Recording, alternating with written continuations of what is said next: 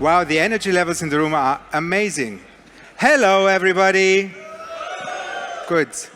Those of you who are in the back, move, come close, plenty of seats. And also those of you who are in conversation, just finish it and listen. This is all about a universe, this conference, right? You see all the space stuff. So I would like you to focus your lens away from the technology conversations you've had earlier, but actually think about a very different part of this universe, which is all around financial technology. A bit show of hands, who in the room here is aware of fintech? Show of hands? Not everybody, or not everybody's listening. Okay, who in the room here is involved in fintech? Good. So hopefully this is going to be relevant. When the organizers approached me to have a session about fintech, they wanted to talk about trends. And I said, guys, we can talk about trends for 5 minutes and then the conversation is done. We can talk about EI, VR, blah, blah, blockchain. But that means absolutely nothing because you need to understand what do you actually do with the technology that is built on these trends. And that's where the problems come. So I suggested that we talk about the difficulty that the players in the fintech ecosystem have to engage with each other. And those of you who are in fintech, you will probably know what that means. It's difficult. So we have a panel that represents the different aspects of the ecosystem, with somebody representing a bank, somebody representing a fintech company, and somebody representing a tech shop who builds for banks and fintechs. But just so I give some background that I also know a little bit what I'm talking about, I've been around in the financial industry for 20 years, spent the last 9 years of my life in financial services innovation, and I co-founded something called Startup Bootcamp Fintech, which was the first global fintech accelerator. So we've seen a lot of startups trying to enter this space. And at the same time, we used to work with the banks and help them with their innovation needs. So we've also seen why the industry is struggling to actually do something meaningful. More importantly, and just to see if you're still listening, the very first person I hired in my business for Startup Bootcamp Fintech at the end of 2013, 6 years ago, thought fintech means technology from Finland. And I'm saying this just to show that the whole hype around fintech, it's just 6 years old. The whole wave only started in 2014, 2015, and now 4 or 5 years down the line, we're in a situation where everybody knows something about it, but actually not a lot has happened. Or has it? And that's what we're trying to figure out. So I'm super excited to welcome my panel, who is going to talk about this, and is Michal Schmida, it's Drew Graham, and it's Matej Vtačnik. So please welcome our panel.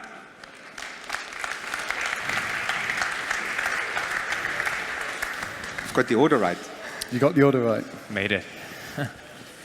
So I was a little bit cheeky in suggesting we call this "Why is the industry struggling to embrace fintech?" You may disagree. But before we do that, maybe just do a little round and you guys just introduce yourselves by explaining a little bit why you think you've been invited to come here and talk. Michal, do you want to start? Yeah, sure. So probably because we have an office very close by. I mean, it's probably one of the reasons. No, I think so. When you look at the region, Central and Eastern Europe, we're probably building the biggest bank challenger. So you obviously, all of you heard of Revolut, number 26 on Monzo.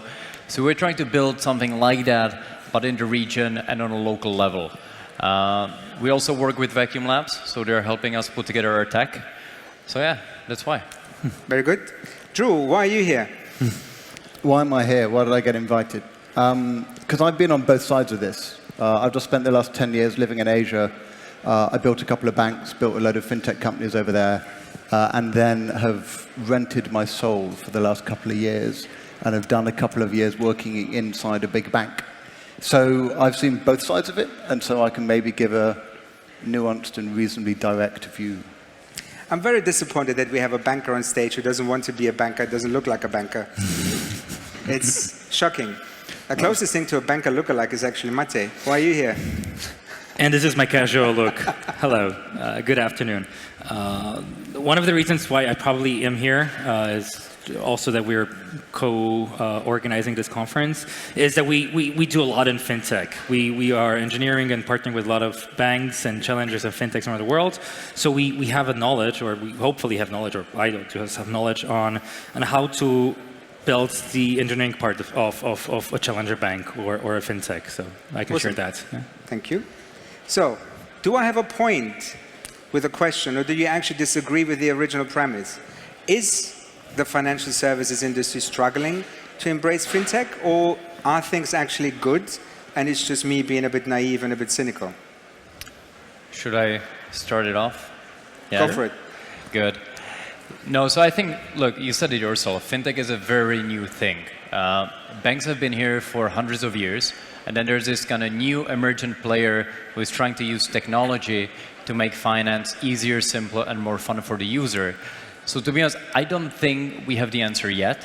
I think there's a big difference between East and the West, actually the other way around.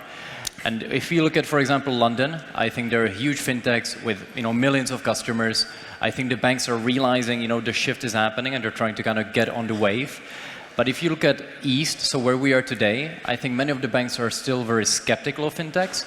You have fintechs who haven't really got a certain stage or size for them to really matter. And I think in terms of kind of the working model, it's about fintech working with banks.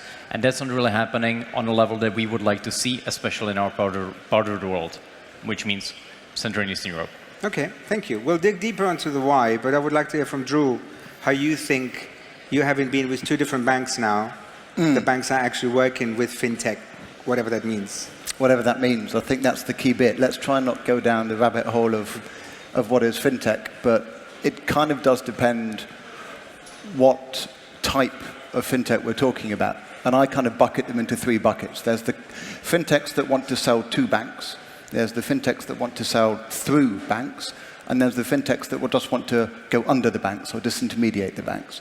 And we kind of had a first wave at the beginning of it with these fintech companies that thought that what had happened with advertising and online travel and transport could just happen with financial services as well. This idea that you just had to do something 10 times cheaper, 10 times better, put it in front of a user and we were done. And that didn't work.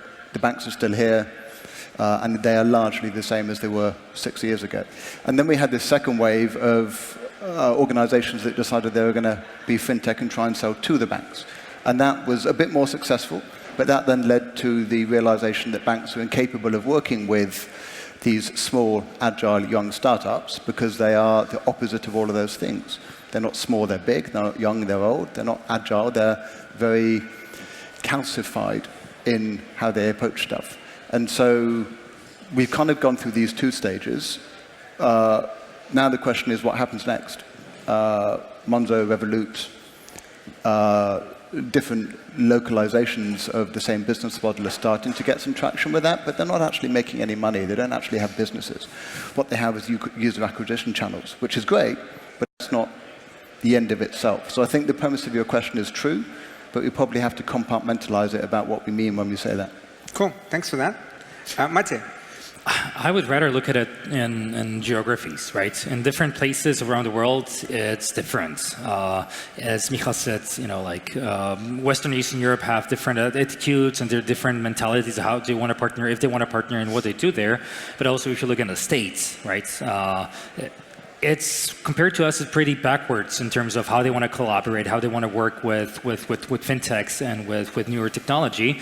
They're still pretty legacy. But then you look at Asia, and Asia is, in some terms, pretty advanced in what they're trying to do and what they're building. But you wouldn't say it's a financial services sector, because all the innovation that's happening there came from big tech giants that just happened to launch a financial offering. So it's interesting how different geographies look at providing financial services differently in different models. So yeah. Cool. So I'm glad you sort of agree with the premise, so that allows us to have a conversation that's relevant.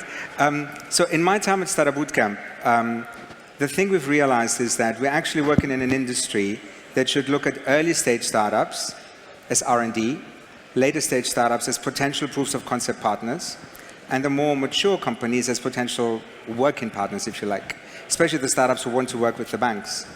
But bizarrely, it's an industry that actually doesn't understand the concept of R&D, which is really kind of weird when you try and figure out how do you actually build product. Like every other industry has research teams, development teams, none of this, right?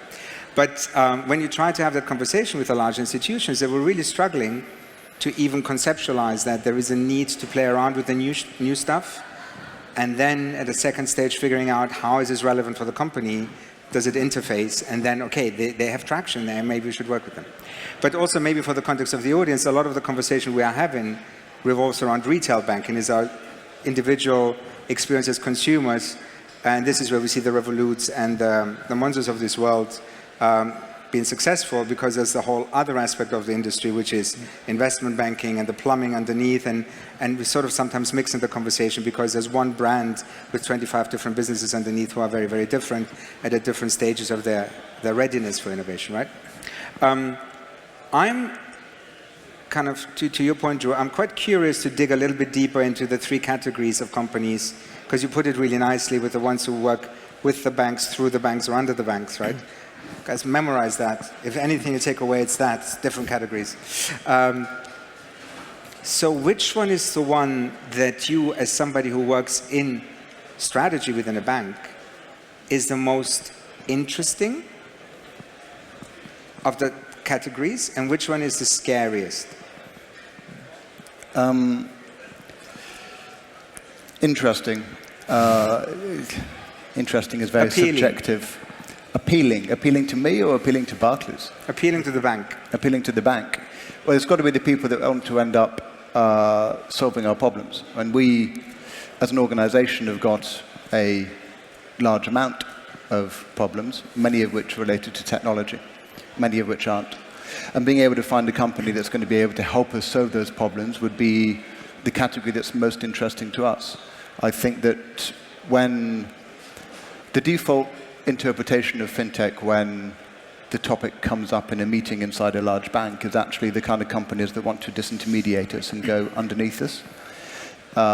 And there is a general recognition that they've had some success, but that the success has not been as big as was hyped that it was going to be. And because of that, we as an industry now, I'm not talking about Barclays specifically, but we as an industry of incumbent banks, tend to kind of dismiss the fact that it might happen. And I think that we've been a victim slightly of our own media and conference circus, where there has been this obvious progression about how the financial services industry is going to go. And it's been obvious because we've seen it happen in various other industries. And so we're just saying that finance isn't special, it's just next. And so we've talked all about these things that are going to happen, that how the platforms of Asia are going to end up completely redefining what banking looks like, and how the banks are going to get unbundled and disintermediated. And we talked about it, and then we all come back for the next conference the next year, and not really much has happened. And so the next topic is, well, the thing that we said that was going to happen hasn't happened, and then we kind of dismiss it. So that when it does happen, we don't give it as much attention because we'd already dismissed it as a thing that wasn't going to happen. And the two examples here are Uber's announcement earlier this week around the fact that they are now doing a range of financial services around effectively payments and loans. And then the idea that Google did end up getting into financial services with Tez in India. And both of these things happened so far after we'd been talking about it that we didn't really pay much attention. So the interest from the bank is in the companies that are willing to help us solve our problems.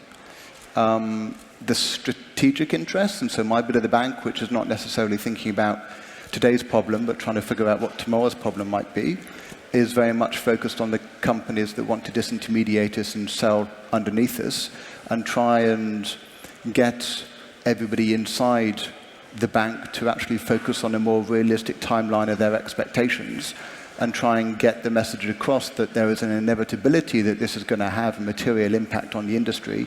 And just because it didn't happen in the kind of timeline we expect when we all have to go to 6 conferences a year every couple of months, doesn't mean that it's not going to happen in a timeline that's going to be significant for the people who still need to work 5 or 10 years before they can retire. So I'll maybe approach it from a different perspective, because when we started, we said we want to challenge banks, we want to be better than banks, and then we ended up selling 20% of the company to a bank. So we were kind Good job. Yeah, we did well, but we actually sold it to a bank and also a venture arm of a bank. So we kind of took both of them. But actually the rationale for us was kind of twofold. So one, we require a lot of capital, not because we take huge salaries and drive nice cars, but because the fintech business is very capital intensive, number one. Number two, it actually takes much longer to build out the technological stack. So we thought, we actually launched the product in 3 months, and then we, realized it actually takes more than 3 months to launch new features because the system really gets very complex. So it's a thing on a long run. It requires a lot of capital. Venture capital investors, they do have about 5 years of patience, and banks actually have a patience for the next 100 years. So for us, a bank was a very good investor because it's a patient capital.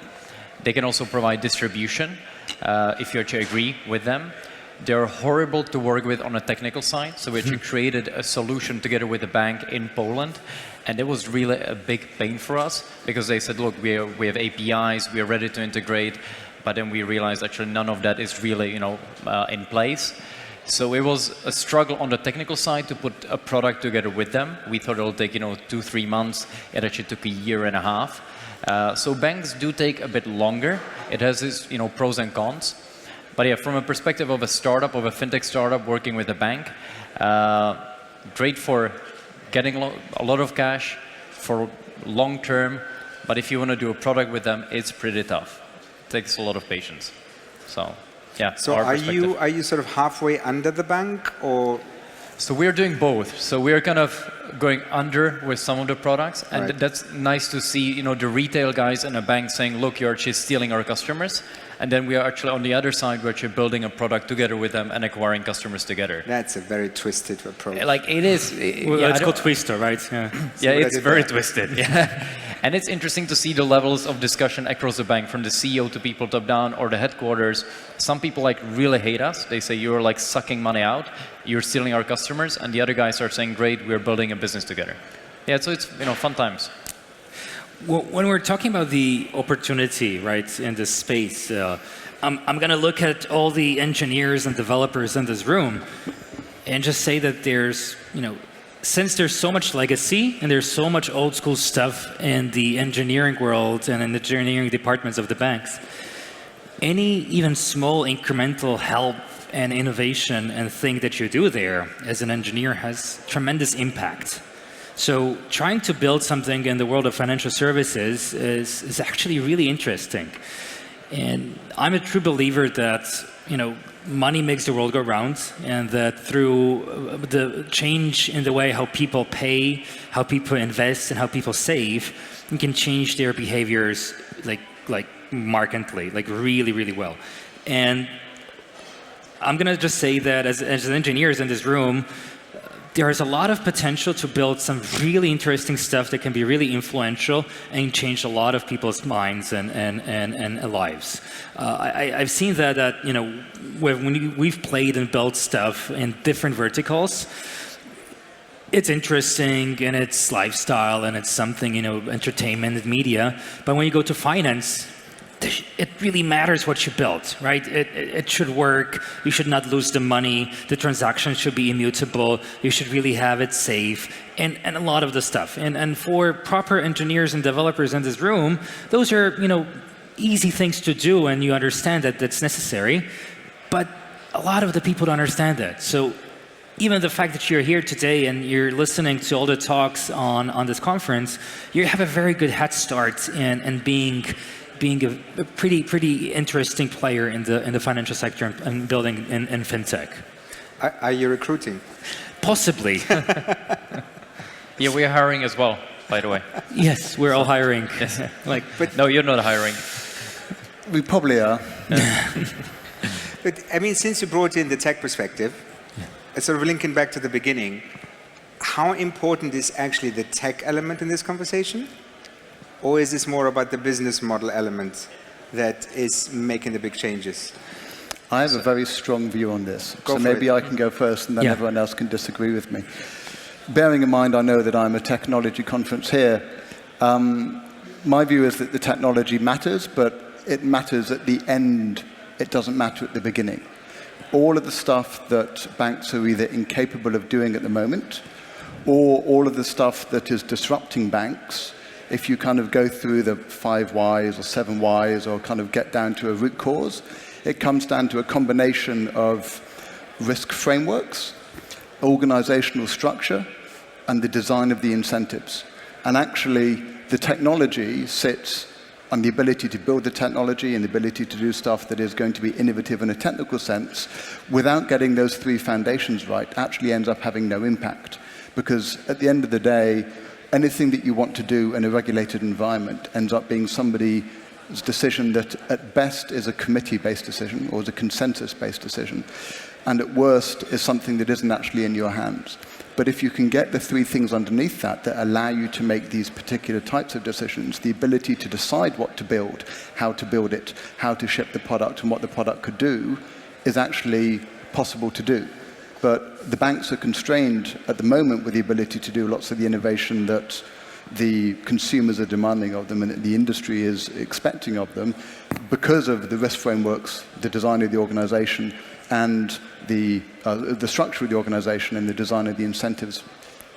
So we have a slightly different experience because when the bank was assessing Twisto as an investment opportunity, they actually started with the technology. So they didn't like me much, but they liked the technology. And actually the decision-making process on the investment side was the technology that Twisto has built over the past 4 or 5 years. How long is it going to take us to build the same technology? Are we able to build it, and how much is it going to cost us? And for example, the people we work with, they have a budget of like 300 million euros to spend on technology. So they said, let's actually invest 5-10 million euros into Twisto and actually work with them as opposed to building the technology in-house because it is actually more expensive. So they're actually more excited about the technology and the way we apply it to payments and to credit. And then they were thinking about, how can we actually create new products in the future? But actually technology was the #1 driver, and the decision, are we going to build it in-house, or are we going to buy a company who has the technology today? I'm gonna say that execution is always as necessary and important, and I've seen so many interesting ideas and thoughts that ended up on slideshows and slide decks and not built in reality because the execution was lacking. So I would say that, of course, you need to have a decent enough idea or product definition, but then you need to build it properly in order to succeed, and that's for me always important, that without the execution, even the best business people in the world don't have anything to sell, right? Well, if I can bring in my perspective, in my 9 years in innovation in financial services, I've probably seen about 6,000-7,000 pitches, decks, competition participants, and I genuinely don't care what the tech is. Not at the beginning. I want to know, what is the problem you're solving, and do I have any faith in you being able to execute? And if it's not a problem you're solving, are you creating new value?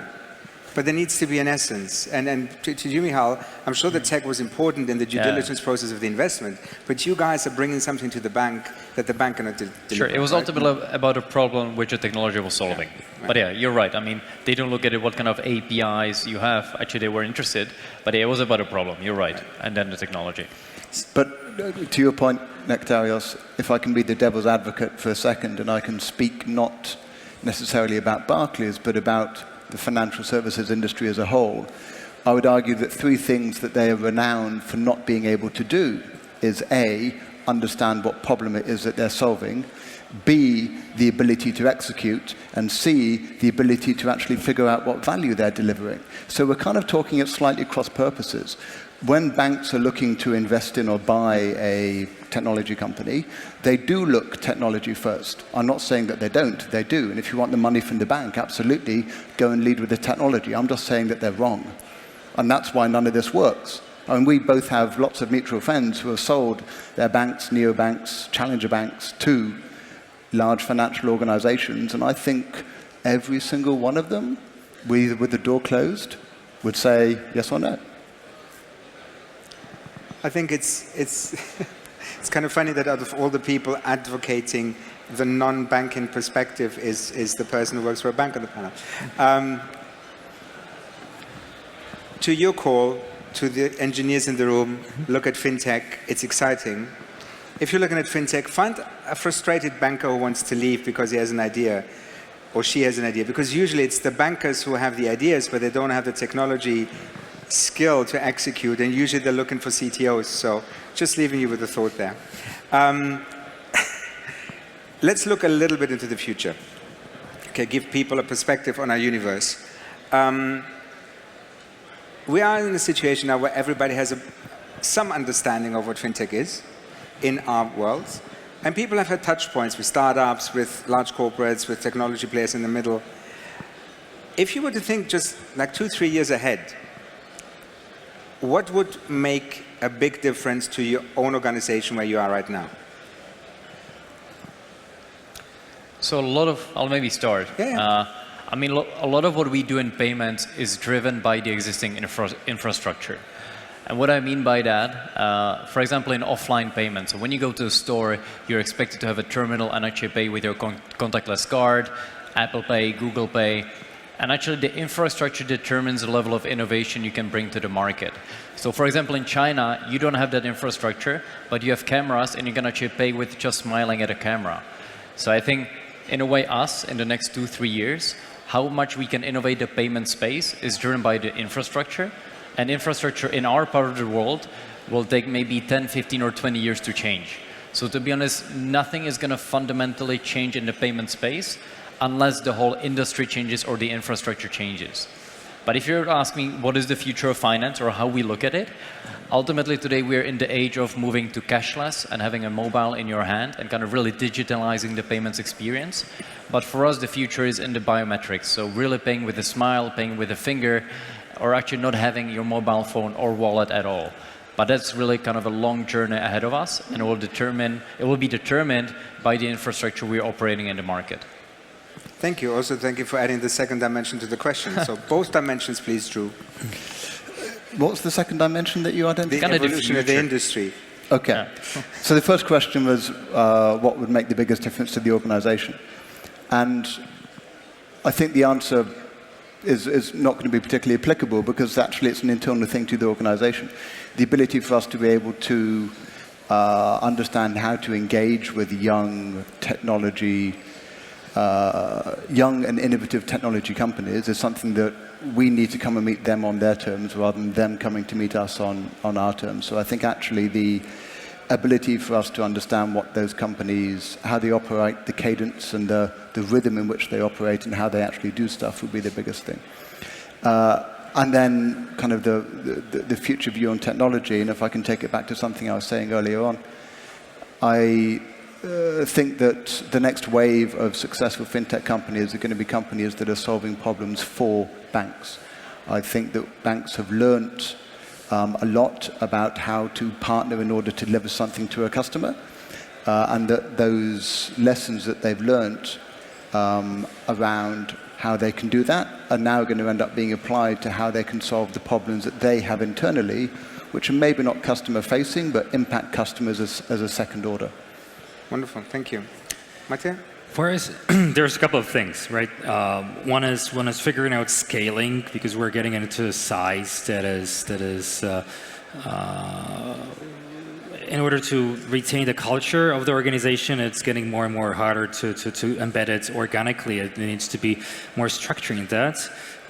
And that's just a matter of a type of an organization which is growing. But what we feel is that we're probably going to move more and more into more added services or added value. So for example, we have spotting here we're providing legal services for tech entrepreneurs. That's something that 2 years ago we didn't do. And now we see a lot of demands that we go beyond engineering and more into what's around it. Now we're doing a little bit of consultancy of how to build the products, how to do the visuals, how to do that. So it's expanding that. And maybe one of the things is more focus on inclusion. It's for us what we're being driven about with is building products that can bring people and give them services that they historically didn't really have, right? Give credit to people they didn't have access to credit, or give a mortgage to people that didn't really have an ability to get it. And then for us, maybe getting more meaning into what we're doing is something that drives us forward. And as an industry, let me maybe stay within Central Europe.